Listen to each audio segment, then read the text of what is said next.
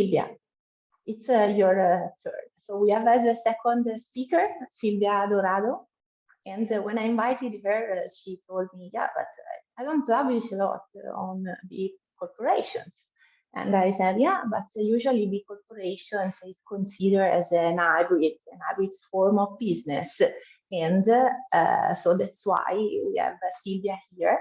And from an institutional perspective, she will have a presentation on hybrids and institutional. Thank you, Silvia. So thank you so much for the invitation. And, I'm already learning, so that's always good and fun. So thank you. So let me see, let me share the screen.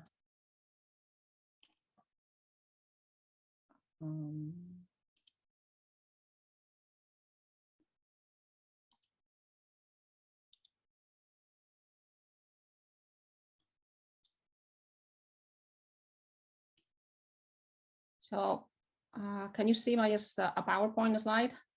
Because I moved it from one screen to another screen. Yes. Thank you. Yes, but we're seeing your presenter deck. We're not seeing my presenter deck. Yeah. Okay, so then I'm just gonna. You might need to switch the screens. Is that the presentation? Yeah. We're about to. Now. Are you seeing the PowerPoint now? Yeah, this is perfect. Okay, great. So I also, and it's part of my charm when I'm invited as a panelist. I always want to know. I always want to talk about the latest thing that I'm doing. And so what I'm going to share with you is actually work in progress. And when Martina invited me, I'm like, well, I've been fighting with databases and trying to understand and trying to take a stock on the research on hybrids. And I saw the opportunity to talk with you, as in a small forum, as an opportunity to discuss this work. So the way I title it, which is work in progress, is what you see is what you know, a discussion of evidence-based research. And so I just follow I follow a typical bibliometric study. That's the Prisma framework, and I'm still work in progress. So I'm looking forward now, after hearing Joel, to go and now get his Oxford dictionary and, add more papers, because I definitely did not identify as many B Corp papers as I would have liked to include. Right now, I'm just presenting on my first CAD, which is, I went down to 98 papers, really just with, so first of all, I just went, it's okay, well, which ones are the ones that have been more useful? Usually citations talk about more about the usefulness of a paper than the quality of a paper. And so I made the cut of at least 10 annual citations, or if not, 10 citations if it was published after 2020. And then I went over those, and I kind of went those to evidence-based research. I see that my hand is up. I don't know how to take it down. So feel free to interrupt me. My hand is not up, stopping you from talking to me. I'm just not very clear how I can lower it. Oh, I think I can do it. Okay, thank you so much. Thank you to whoever did that. That's fine. Okay, so some of these, oh, there we go. So some of these papers, I'm trying to work with the arrows and they're not working with me. Okay, there we go. So this is kind of like a sample of what you think about hybrid organizations empirically. What is it that you see? So you do see, you see microfinance, you see the WISEs, the worker integration social enterprises. So you see social impact. Now you see your social entrepreneurship, but then you also see more traditional or classical organizations. So you see, I put Instituto de Empresa as an example of institution of higher education in which we have hybrids, and we have had hybrids for a long time. I have, that picture of Alessi on how we mix art and commercial interest for a long time. You have a picture of publishing. This is Springer and Emerald, in which is a mix, is kind of representing a mix of the professional craftsman scene, reliance on professional logics, reliance on craft understanding, the kind of thing that you shepherd people, compare with the dynamics of efficiency and rationality from, a bureaucratic perspective. We have, I put the Spanish nurses, with health, again, so hybrid mean health institutions. I put this, the community banks of the United States, which would have been the cooperative, some cooperative banks in Europe, scientists, and your B corporation. So as you can see, once you open it up, there has been a plurality of research on hybrids, and they are not all connected into my own area of interest on hybrids, which has been organizations tackling social problems, which is what I share with the B Corp. So starting with my own research, so starting with microfinance. So this is the way I understood microfinance and how I came up to the hybrid perspective, back in the day. And so the pictures are supposed to show the difficulties in sustaining this hybridity, which was what I was observing in the case of microfinance. So you have some silly pictures of hybrids from things that will not occur in in nature, to things that occur in nature but will not replicate or become sustainable, or the idea of bricolage, on how founders who create organizations, they, particularly when they're not following, you're not doing the Me Too pizza joint, or you're not doing the Me Too bank, or you're not doing the Me Too established organization. Well, you take whatever is at hand, which is what I kind of show on my own research on microfinance. In fact, well, I'm going to hire people with this profile. I'm going to get financing from these other people. This is my vision. This is what I want to do. What is it that is out there that I can use? And this perspective, this is kind of like a table of I don't know, I kind of had it on the top 10 most cited, and then I organized them by date. So this kind of perspective, kind of looking at what was done within the organization to have these organizations that are, are either bridging, for art, for art's sake. I think it's about theater.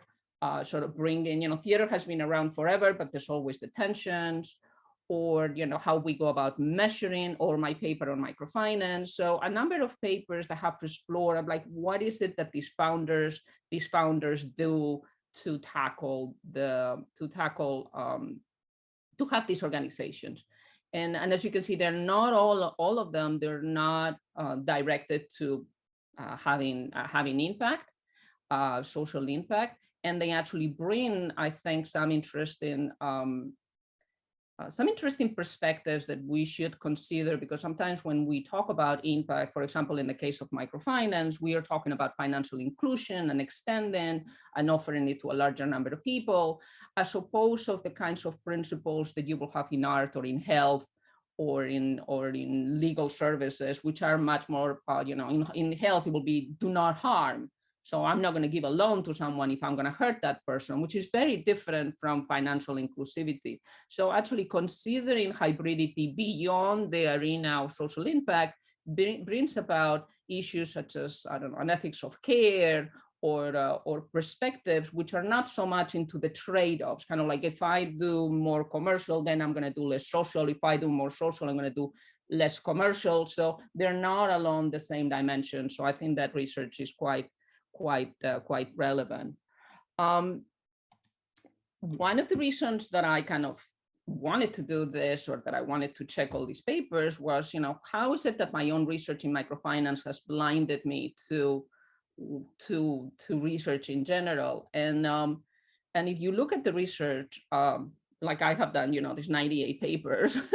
So part of what you see is that a number of scholars are pointing to hybridity, kind of looking and seeing what Weber saw, that rationality and bureaucracy is going to win. So this is one of the earliest papers on logics and hybrids, and talking on higher publishing, and how you went from professional logics that had experts to efficiency and quality and corporations. And we are seeing this in a number of industries. We're seeing this my friend, the veterinarian, in her veterinarian clinic, we're seeing this in a number of fields, that we're moving from crafts and we're moving from professional logics to corporate logics.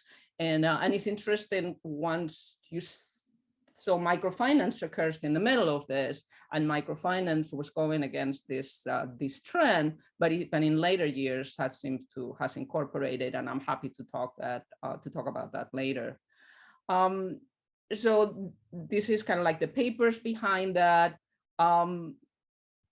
But we see that there's organizations where the logic, the conflict continues and has resisted. So that I'm not sure whether Weber was wrong, but he wasn't looking at all the organization. Of course, Weber wasn't wrong. Weber was never wrong, but there's always this conflict of logic. So Alessi has continued with creation. We continue to have our orchestras, and we continue to have scientists that prioritize knowledge over commercial interest. And so see, these are just some of the papers that have kind of like explained that reality. And this is, you know, a bit of the connection with what Joel was talking, connection with institutional theory. It depends on your field, it depends on your community, it depends on your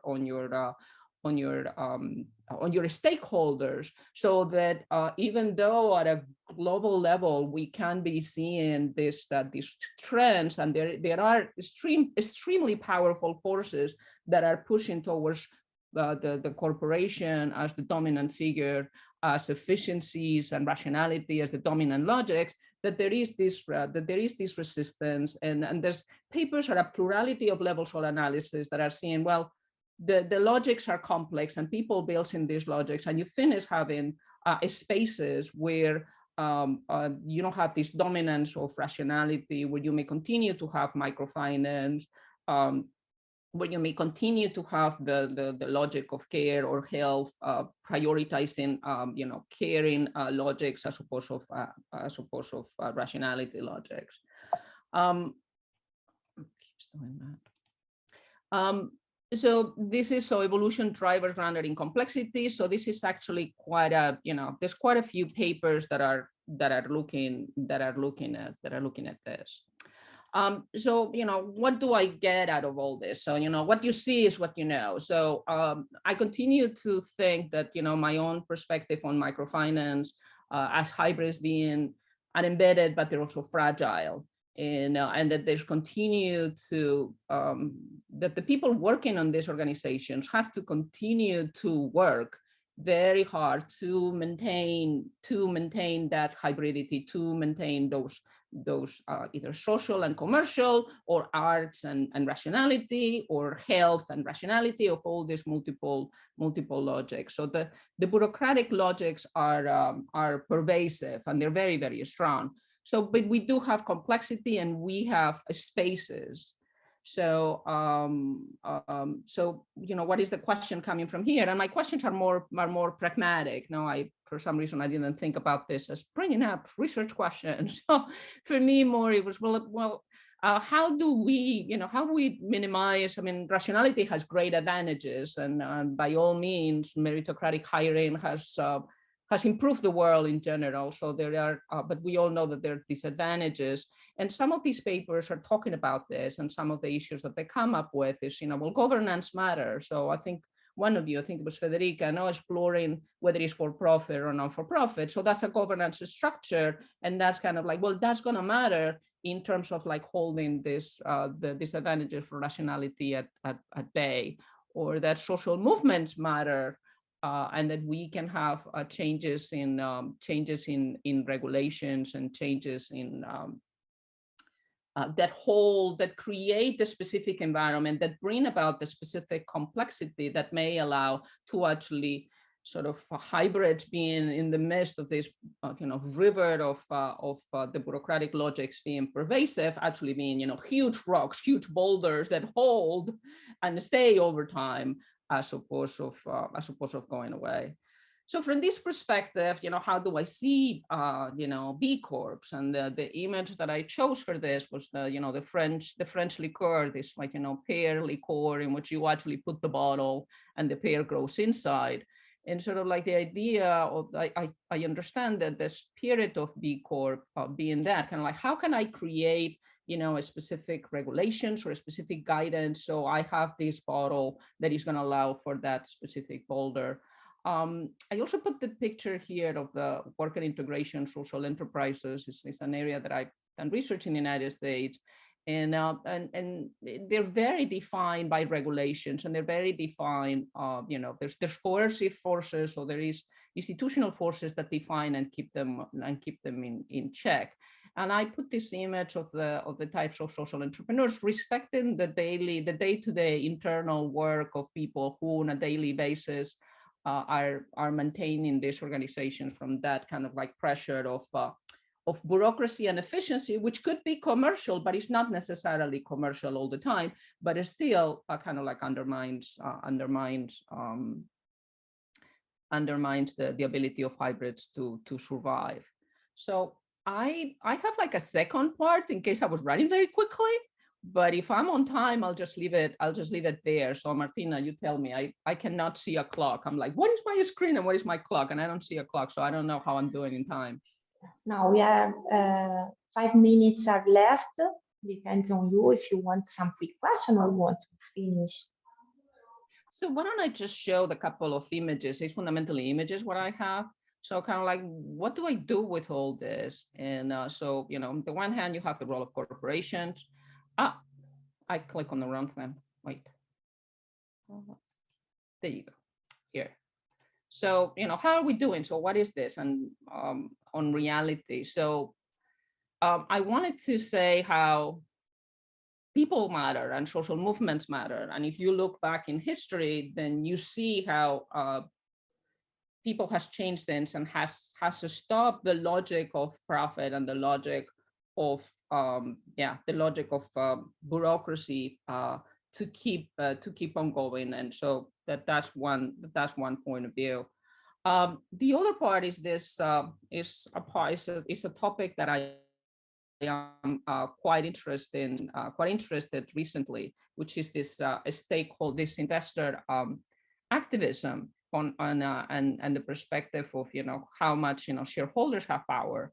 And what I want to highlight from there is that we are seeing regulatory changes that are supportive to social goals, both in Europe and in the United States. But at the same time, we are seeing a huge progress of private equity capital, and I only have the data for the United States, in which is becoming really prevalent, and this is a huge force that is going to pressure kind of like that Bavarian rationalism. At the same time, we are seeing the logic of capitalism and the rationality logic kind of like bringing an interesting twist to this, which is in the United States, three companies, BlackRock, Vanguard, and State Street, have actually taken a huge stake in some of the biggest corporations in the United States, and some of them are voicing particularly environmental goals. So I'm not sure it's good or bad to have individual men and women deciding whether we are going to pursue social goals or we're going to let go of the rationality, but that it is something that we need to consider, that the same way that I don't believe shareholder capitalism rules the way we operate, many of us in the social sector continue to think as it is shareholders, when in reality that's changing quite a bit. So we need to look at the empirics. So that's it for me. Thank you, Silvia. A quick question from the floor. Any curiosity?